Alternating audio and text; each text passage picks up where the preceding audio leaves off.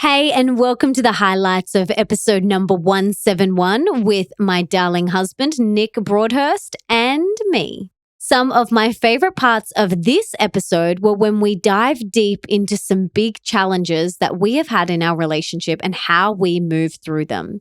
Plus, I also loved when we spoke about parenting and conscious parenting and how to manifest like you mean it. But there is so much more wisdom and inspiration that you get in the full episode. So to listen to the full podcast and get all the info in the show notes, head on over to melissaambrosini.com/171 right now. Let's dive in. And these all came from Instagram, so I'm so grateful to every single person who submitted a question. And Kelly Track, your question is up first. So, Nikki B, I would love to hear about some of the big mindset shifts you make before going to a new level in your business. Well, that's an interesting question because when we talk about my business, that's such a varied thing for me because it's changed so much over the years.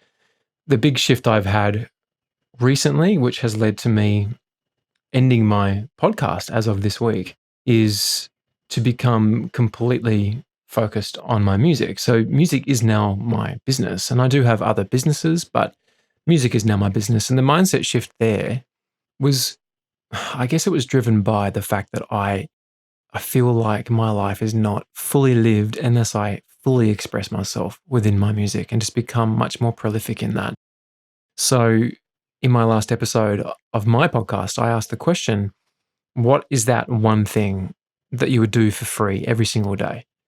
And for me, that's music, 100%. So I think the mindset shift for me has become, what is my absolute non-negotiable? And once I sort of hone in on that, it becomes not so much about mindset, it becomes about a feeling within my body that just has to be actioned.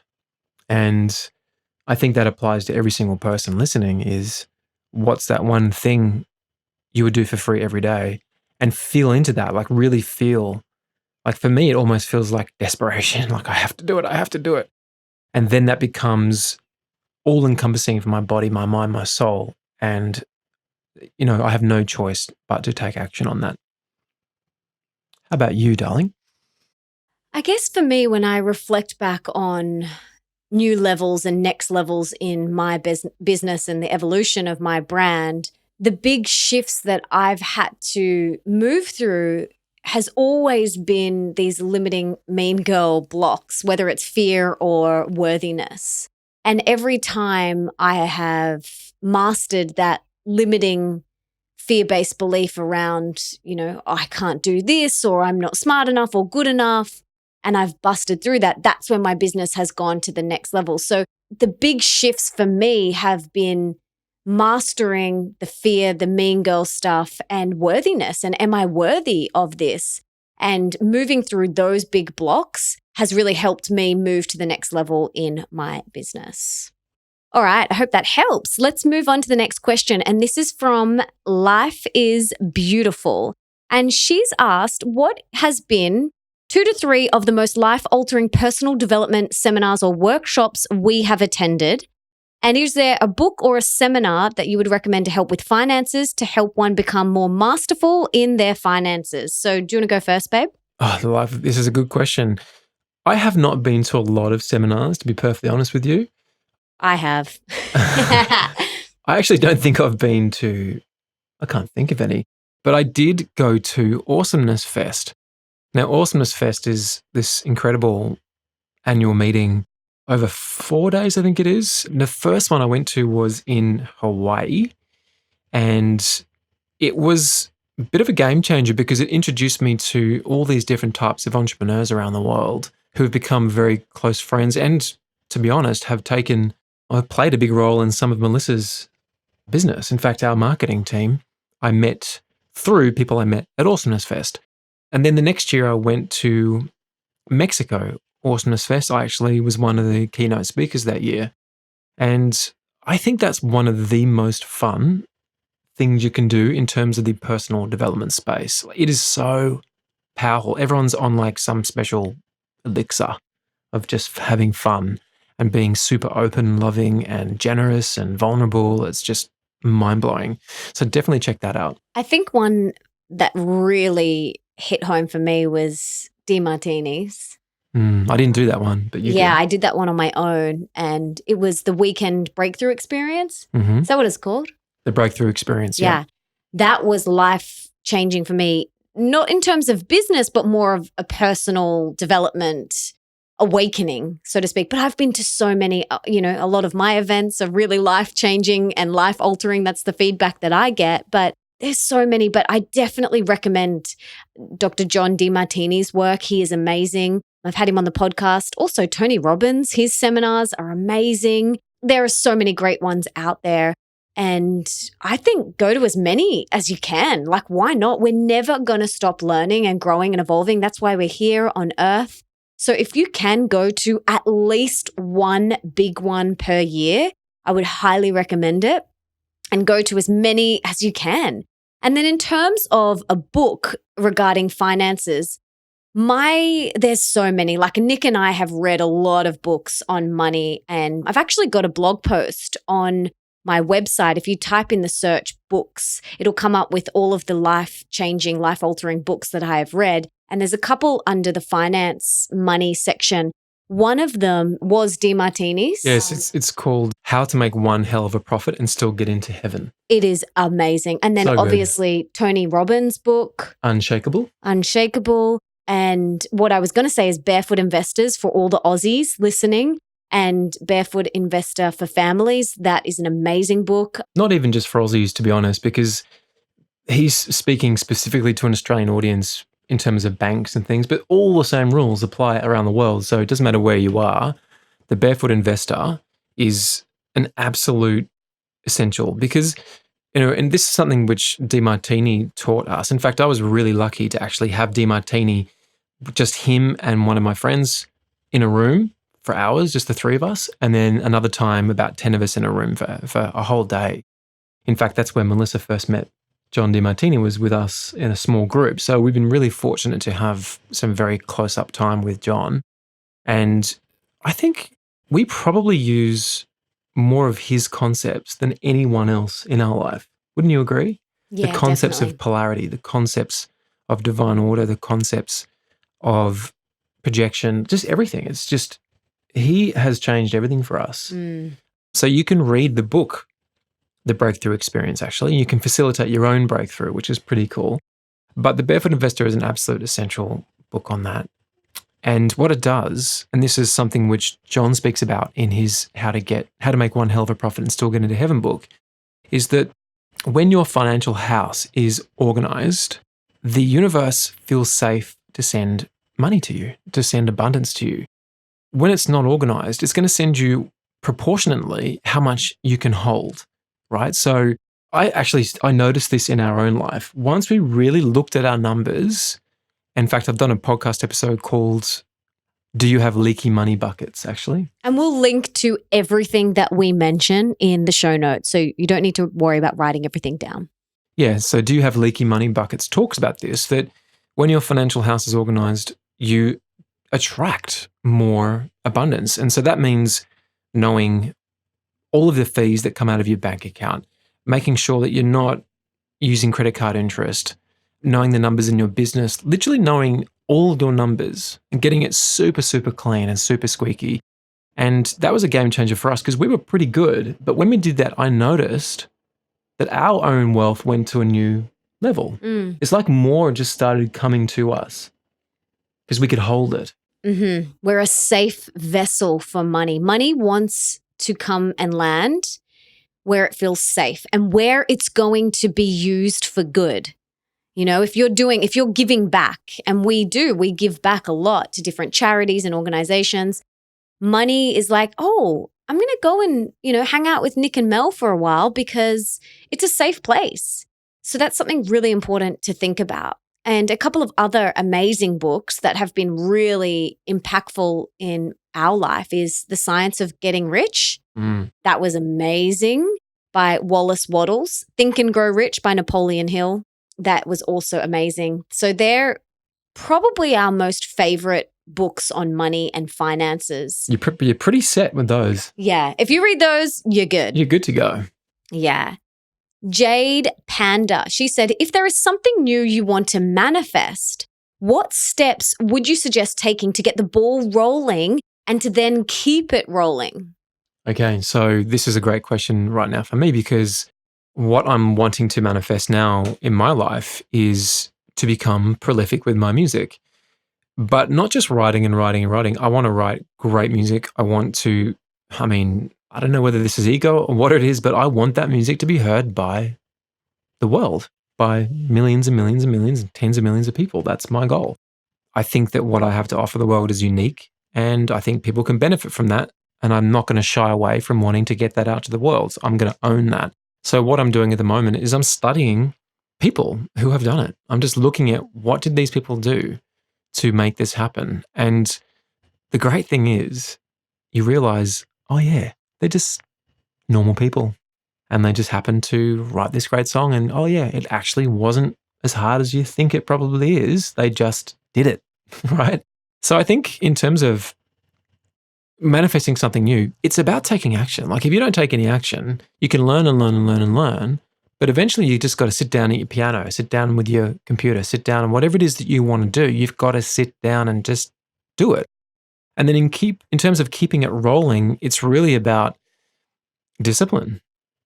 I mean, when Melissa's in book writing mode, she sits down and I think it was, you first started doing it, I think it was 7 o'clock in the morning or something. You'd start quite early. And she'd write from 7 till 12 and she wouldn't stop. And she was done for the day. She did 5 hours. She'd just crank it out. And maybe she'd do a bit more in the afternoon if she felt like it.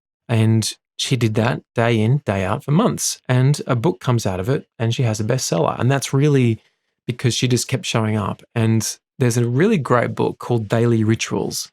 And Daily Rituals shows all these different people through history and what their daily rituals were. And I can't remember who said this.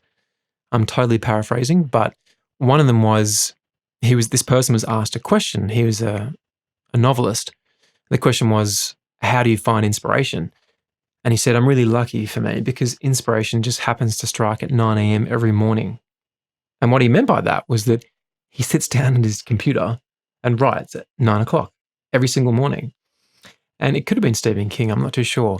And Stephen King is amazing if you want to model someone, because when he finishes a book, he literally puts it to the side, doesn't take a breath, and starts another one. That's prolific. Doesn't even have a cup of tea. That just blows my mind. That I would love to develop that. So I think taking action and being disciplined. What else is there? I think for me, manifesting, Nick always jokes that I have magical manifesting fairy dust. You know, whatever I want to manifest in my life, I just sprinkle my magical fairy dust and I manifest it. And the way that I do this is by getting really clear on what it is that I actually want. I think so many people can't manifest things because they're not super clear. Like, what is it that you exactly want? Write it down. What do you want to create? What do you desire?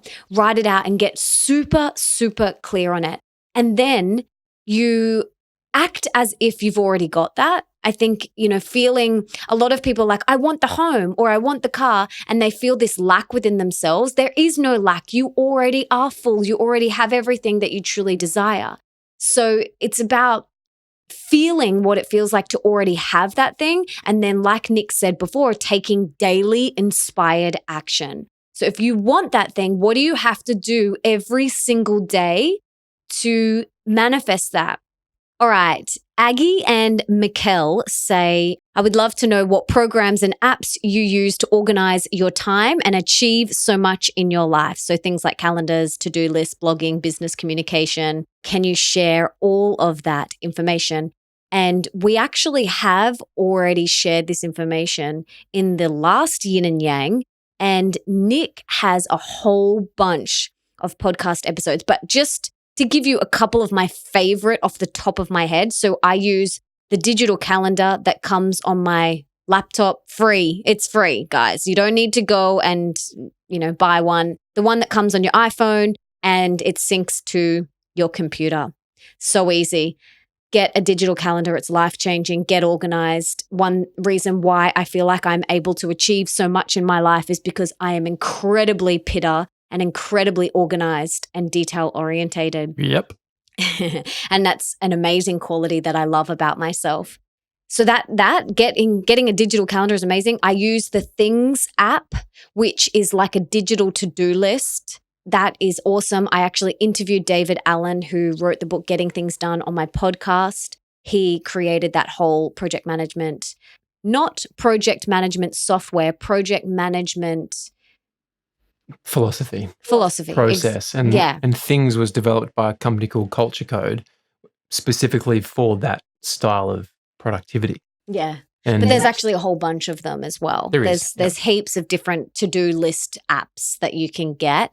And another one that I use for business and for my internal team, because I have a big team, but they're all virtual, is Teamwork. So there are other ones like Asana and Trello, but I've used all of them and I love Teamwork. I think that works really great for my business. So they're like the three things. Oh, and Voxer. I was going to say. Yeah, Voxer is life-changing. So they're the 4 apps that I use all day, every day. Have you got any others that you use, babe?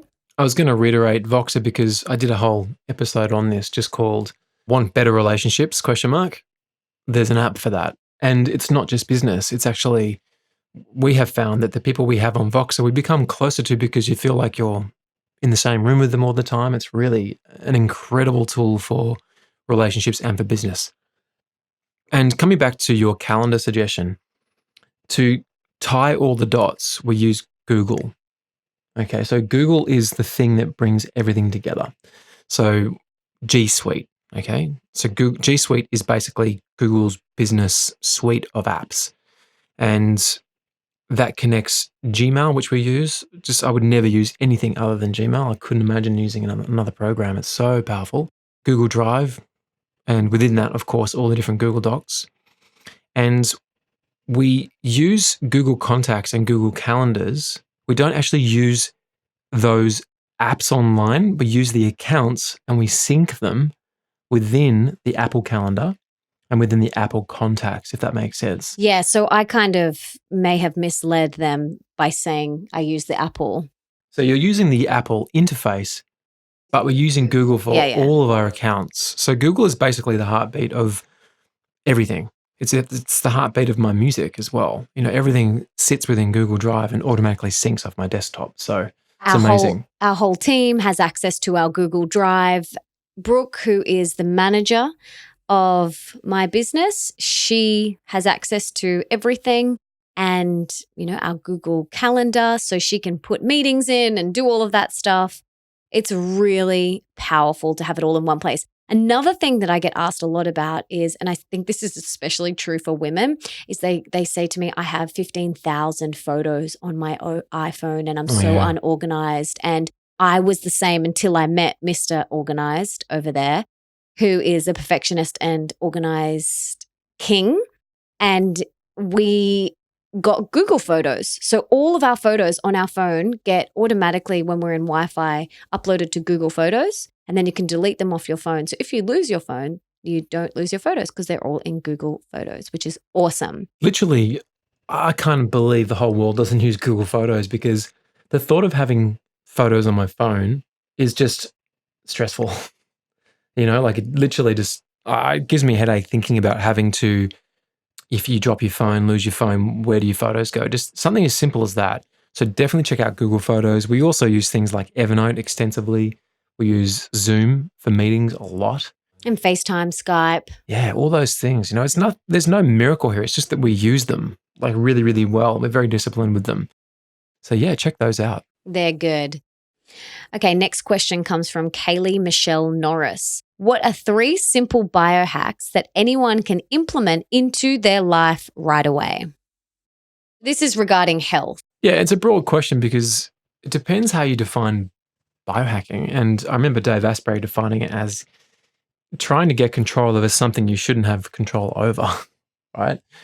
So based on that definition, I don't really want to biohack. I don't want to try and control things. I want to flow a bit more. So I think the ultimate biohack is meditation. Yeah. right? I've actually, in all transparency, I've been less disciplined in the last few months than I have been my whole life for some reason. Probably because I was renovating as well, and I was literally up straight away on site working and then back late. So there was probably a good reason for it, but I would not be who I am. I would not be with Melissa. I wouldn't have created any music if I didn't meditate. Like, it all starts with that. If you literally want to upgrade every area of your life, start meditating. Your health will improve, your relationships will improve, your career will improve. Start meditating. That is the number one biohack that I have. I mean, there's also things like going to bed early, getting good quality 8 hours sleep. I think that's an amazing biohack. I think drinking clean filtered water is an amazing biohack. I think, eating organic, non-chemical laden food is really important.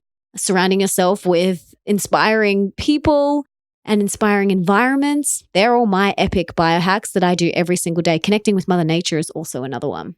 Yeah, no, we could be talking about taking nicotine riboside or something, like some cool new supplement or whatever. And there could be a place for that somewhere. But really, honestly, unless you're doing the basics, forget all the advanced stuff. Like, it's such a waste of time, right? Just get the basic style. Then everything Melissa said is what I was going to say, like just the absolute basics. Just do those consistently and see what it can do for your life. I mean, something as simple as bringing a different type of breath into your day. So breathing in for 3 or 4 seconds and breathing out for 6 or 8 seconds, depending on the size of your lungs. And that can take you straight into the parasympathetic mode, which is like such a gift, right? Doing that before you eat your meal, blessing your food, giving gratitude at each meal so that you can actually digest your food properly, not sitting there watching TV or reading or, being distracted while you eat is going to get more nutrients into your body. That's an amazing biohack. So I honestly think I don't want control over things I shouldn't have control over. I want to just simplify life. And we've been there, haven't we, Melissa? We've been deep in the biohacking world, and there is a place for it occasionally, I think. But ultimately, simplicity is far more fun and rewarding, I think. Yeah, absolutely. All right, Miss Blair Lauren, what deodorant do you both use? I don't use deodorant. I actually use the new formulation of deodorant that's been created by doTERRA. Super clean. It's using really beautiful essential oils that they have in their balance oil, which I love because I love the whole concept of equilibrium and balance. So using a deodorant that has essential oils in it that maintain balance is just a win-win in my world. So if you head to nickandmelissa.com and just check out the information on that page, you can actually enroll and join doTERRA and get 25% off just by following those instructions on that page. Pretty cool, huh? Yeah. Okay, so there is a big, long question by Plentifully Satisfied. And it's basically about how she can support her partner and inspire him because she's feeling super positive with all the changes she's making and she wants to inspire her partner. And we've spoken about this so much. I talk a lot about this in my books and on my podcast. And one of the best ways, the only way that you can inspire anyone else is by being the living, breathing, walking, talking example of what it is that you believe. You cannot get anyone to meditate or to drink green smoothies or to come on your journey with you. All you can do is be the example and let go of the attachment and the expectation that you have for the other person to change. Allow them to be their own sovereign being and you simply be the example.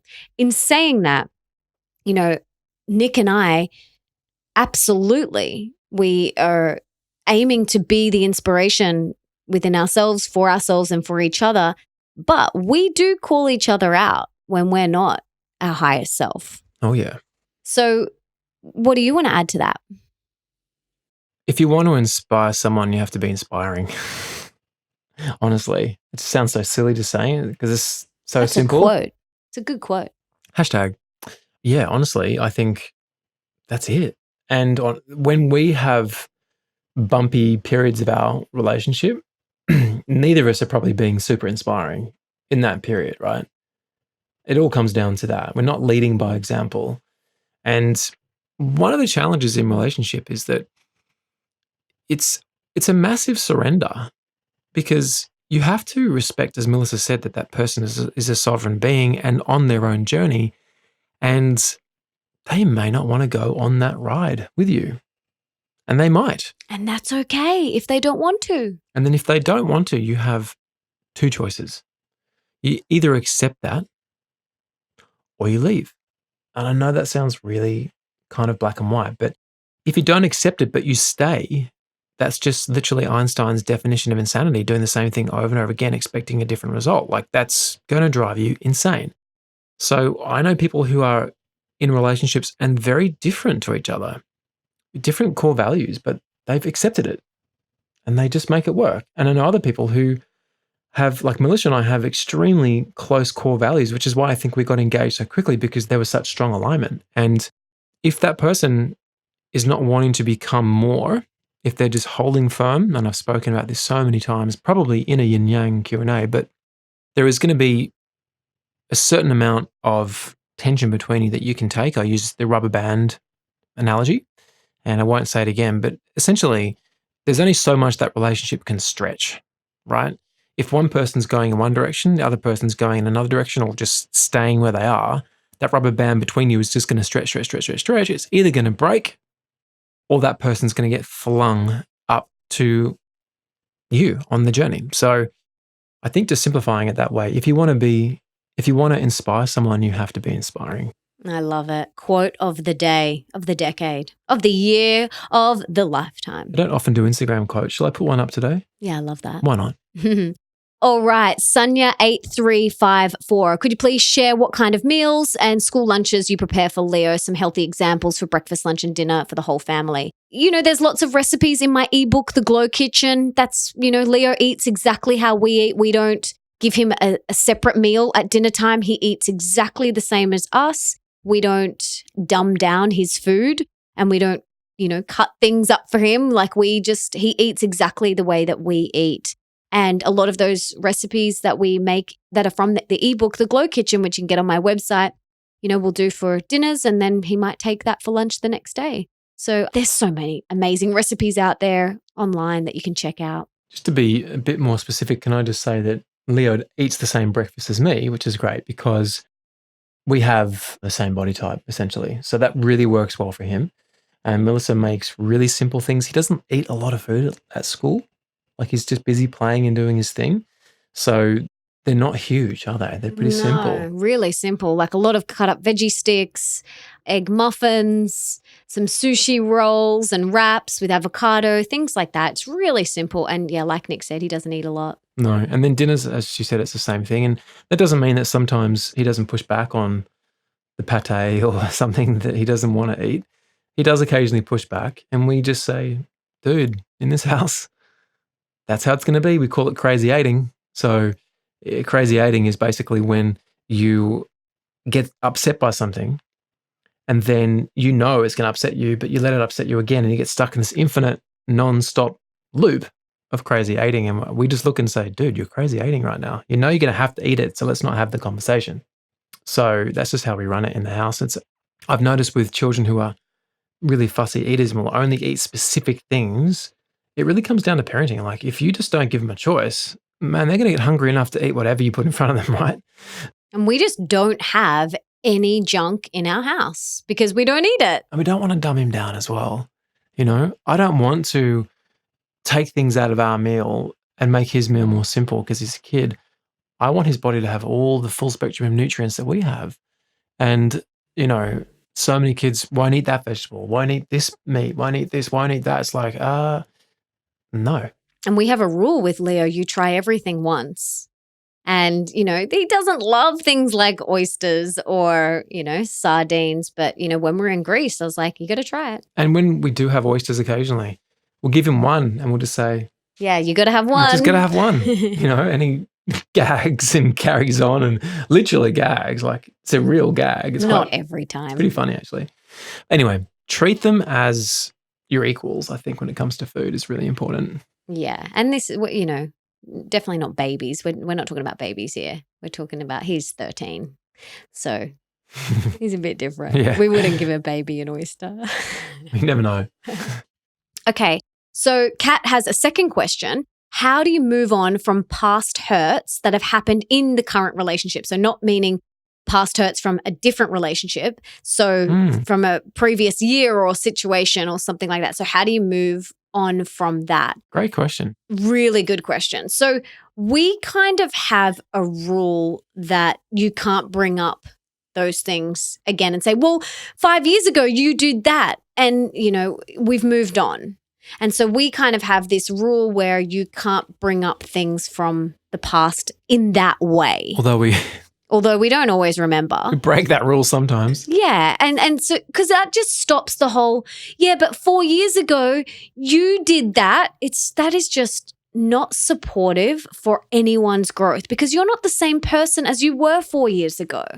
And so we had this conversation with each other where we said, okay, we can't do that anymore. And it's been really supportive and helpful, but sometimes we forget. Yeah, I think there's no specific magic wand other than just not doing it. Yeah. Don't remind people of what happened in the past. What has the past got to do with now? The present moment. Zero. And you're not the same person as you were, my love, back then.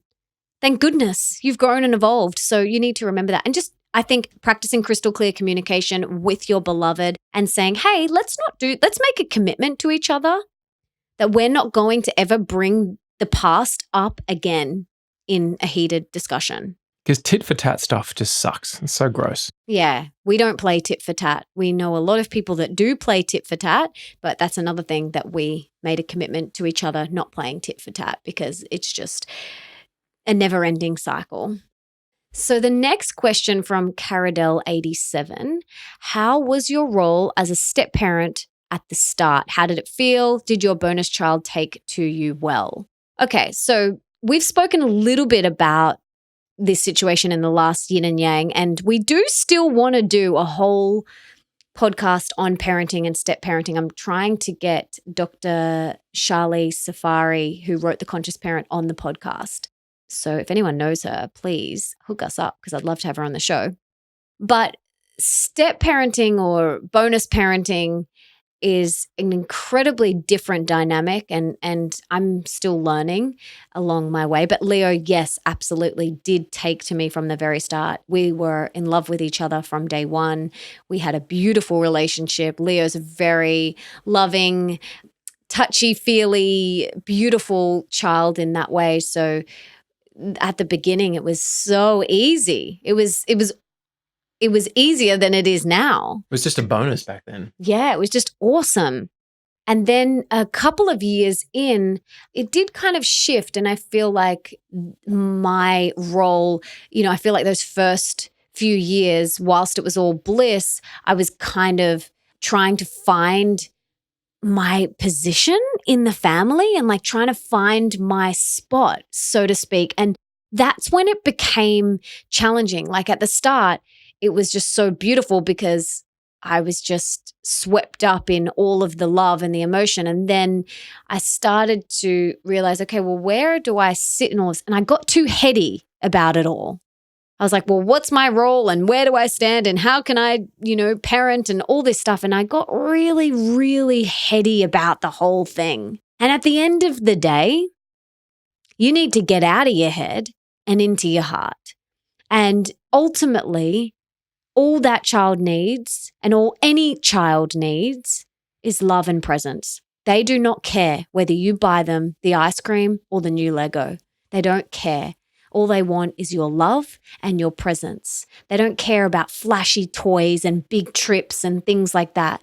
They just want your love and presence. And I've found that is, I was almost trying too hard in a sense that, and I was just overthinking so many things. And I'm still learning. I'm still learning how to be really in my flow with this. Yeah, it's going to be a lifetime thing. Just as me being a parent, a blood parent to Leo is also a lifetime thing. I mean, I'm learning. Oh, you haven't nailed it yet? Last week I was apologising to Leo multiple times for being such a douchebag. Oh, what? So you haven't got it all together? I do not have it all together. No, I'm not saying that vindictively, darling. I'm just saying as well, because I think a lot of people think they've got to be the perfect parent and the perfect step parent, but you need to delete that word perfect out of your vocabulary. And there's many times where I've sat down with Leo and I've said to him, Angel, I'm still learning how to be a stepmama, and no one gave me a manual and I'm still learning. And yeah, Nick does the same thing. Buddy, I'm still learning how to be a dad. You know, I've never done it before. I've never done it before. You're my first time. I think another realization we've had is that obviously Leo has a birth mother, but he has another mother called Melissa. I think the word step, it's almost like it keeps you one step away, like at arm's length. And I think it's really kind of, is it demeaning? Maybe we should change it to something else that starts with S. Instead of step, it could be star mother. Yeah, star mum. Yeah. Just bonus mum. Bonus mum, star mum. Because I honestly do believe that I think some of the complications in step parenting come from the step parent not knowing their place and the child not knowing the place with the step parent. But I think if we just actually own it for what it is, when Leo is with us, Melissa is playing the role of mother in the house. That's ultimately what she's providing for Leo. She's the mother figure, right? Doesn't mean that she's his mum. He has a mother who is a blood mother, and she's a great mum. But we're talking about when he's with us, Melissa is that person. And when he's with his mother, her partner is the father figure. And I'm very, very grateful for that person playing that role, because Leo needs that. He needs to see the masculine. He needs to see the yin and the yang. And I love that acceptance, because no one's trying to steal each other's glory or thunder here. We're just accepting it for what it truly is, which then brings you closer and acknowledging that the three of us are a family. We are 100% a family. It is not Nick and Leo and then Melissa on the side. And I think that's how a lot of step parents feel, and that's how Melissa has felt. 100% you felt that, haven't you, darling? Mm-hmm. And by owning it, by saying, you know what, I'm freaking important. My role is important. I am the mother of the house when the three of us are together. It's a beautiful thing. And getting rid of this step thing, I don't like this step thing. It's just, you know. Yeah, that's what, we don't use that word. There was, friends of ours said that Cinderella screwed it for everyone with the evil stepmom. It really did, didn't it? Stepmoms don't have to be evil. Melissa is very far from evil. So it is a challenge. It's a work in progress, and it'll always be a work in progress, but there's a lot of love between the two of them and a lot of patience between the two of them and myself as well as we navigate. It's never going to be perfect. It's just what it is. Mm-hmm. We're all learning and growing. Okay, the next question, Avo Coco 2. She says, I feel almost guilty to talk about it, but I don't feel the desire to have children. What are your thoughts on being a feminine goddess without the wish of bringing children into your life? A man I deeply love just decided not to have a relationship with me because he can't imagine a life without having children. That, of course, deeply hurt me, and this is the ultimate gift of a woman to a man, giving him a child. How can I change my energy around this topic to feel good enough as a woman, and what can I instead give a man so he is deeply satisfied? Wow. Big topic. What can I give a man so he's deeply satisfied? You can give him one thing. All of yourself. Your whole heart. Your whole heart. That's all you have to give. The best version of Avo Coco 2. I'm assuming you love avocados and coconuts. So do I. But in terms of not having children, I mean, that's just a very, very personal thing. It's something that I don't know anything about that because I have a child. And Melissa also desires to have children one day of her own. She has a bonus child. So it's very hard for us to comment on that. I think the last part of this question is the most important thing. And of course, if a man does decide to leave because he has children, because he wants children, well, that's perfectly okay. That's right? his choice. That is a core value that's really misaligned. And that's a core value of his. Yeah. And that's okay. And that's a preference of his, and it's a preference of yours. There was a time where I didn't think, I wanted to, before Nick, and I believe it's because I was not with my soulmate. And then it's almost as soon as Nick and I got together, I was like, I didn't want to get married and I didn't want to have children. And I share about this in Open Wide. And then as soon as Nick and I got together, I was like, oh my God, I want to get married and I want to have your babies. Because, he's my one, he's my soulmate. So I think that's okay. And don't beat yourself up for not having that desire. Like I've got 2 of my best friends from school who I met in year 8. And they're still my good friends. And one of them in particular, all she wanted was to be a mama and a stay-at-home mama. That's all she wanted her whole life. And I used to think, maybe I'm not meant to have kids because I don't have that feeling. Like I want to write books and I want to speak on stages and I want to do all of these things. And I thought something was wrong with me because I didn't have that burning desire like she did. And there's nothing wrong with me. There's nothing wrong with you. It's a preference and it's your choice. And no one can tell you that's right or wrong. If you want to have kids, great. If you don't, great. It's your choice. This is your life. And don't let anyone make you feel less than because of one of your core values and one of your choices. That is And that man isn't meant for you, my love. And that's okay. It doesn't make him bad either. No. It's just the core values. Yeah. And I think it's really important that you stay true to your core values. And the last bit of that question, which is, is key. What can I give a man so he feels deeply satisfied? Just give your whole self. That's it. Hope that helps. Now, listening to you, I was just thinking about this a bit more and realizing, okay, that's all good and well, and I agree with everything that we have said.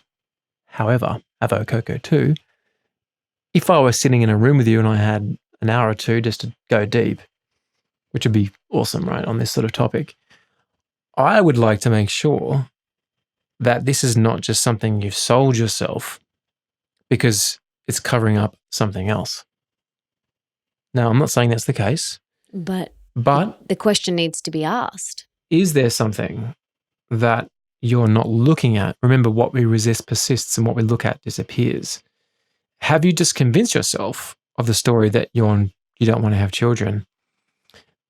Possibly. I know women, in fact, a couple of women quite well, who had the same belief, the same story.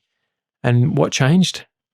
They met someone and all of a sudden they wanted to have kids.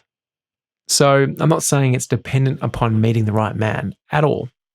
That obviously does help. But just be sure, go deep within yourself and be sure that it's not a story you have sold yourself and now are telling yourself over and over again, right?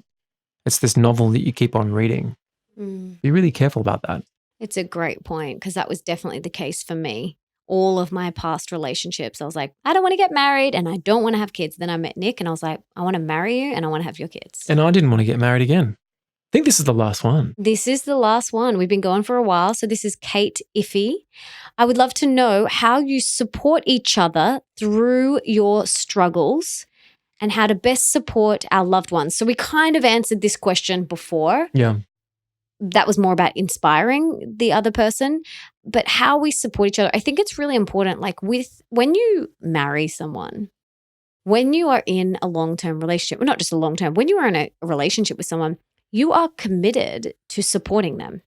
And there's going to be times where I'm going through something and Nick is my rock and it's his role to help me get up off the floor.